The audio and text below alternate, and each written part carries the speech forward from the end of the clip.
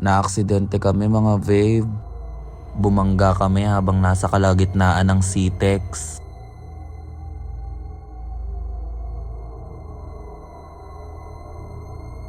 Nang lamig yung buong katawan ko mga babe. Hi mga babe, it's my day to here sa La Union. Bali, pupunta lang ako sa may gilid ng beach kasi gusto ko lang alam mo yon, magganda-gandahan sa beautification. Gusto ko lang mag-emote sa may gilid ng dagat kasi bukas alis na din ako, pabalik na ako ng province.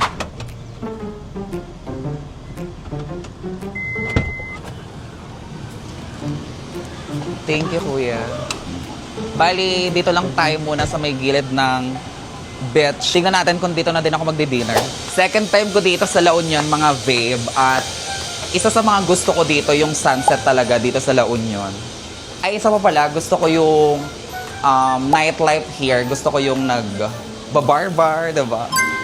Maraming mga lalaki. So, ayun mga babe, hindi muna tayo magpapatawa ngayon. Dapat may class muna ngayon si beautification. Kailangan ng buhay natin ngayon is Malahart Evangelista. My God, disgusting. Asan yung mga bodyguard ko? Can I have alcohol? Charot! May mga lalaki. Hello, kuyas. Hello po. Ano po kasi, photographer po kasi ako dito sa TikTok. Pwede po bang umalis na kayo dito? Charot.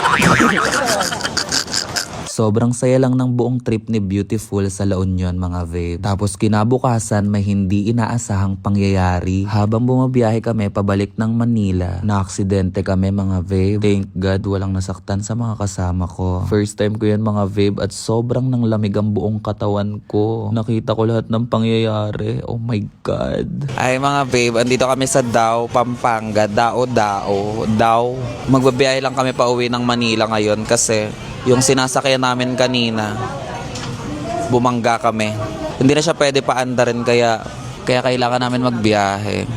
Pumunta na lang kami ng bus station pabalik ng Manila kasi nga hindi na kayang paandarin yung sasakyan namin. Grabe, thank you pa rin kay Lord kasi hindi kami napasama. Na mental block talaga ako mga babe habang nakikita kong babangga kami. Shit. Yung lamig talaga sa katawan ko mga babe, as in tumirik yung mga buhok ko sa ulo, sa katawan. Sobrang natakot ako mga babe. Yaman-yamanan ka pa ha, heart evangelista ka ha. O ayan, magbus ka ngayon. Tapos punuan pa yung mga sasakyan kaya andito kami sa gitna, dito kami nakaupo. Ang sabi ko, okay na yan kahit nakatayo tayo. Gusto ko na din makauwi kasi pagod na ako mga babe. Gusto ko na magpahinga. Thank you Lord, we're safe.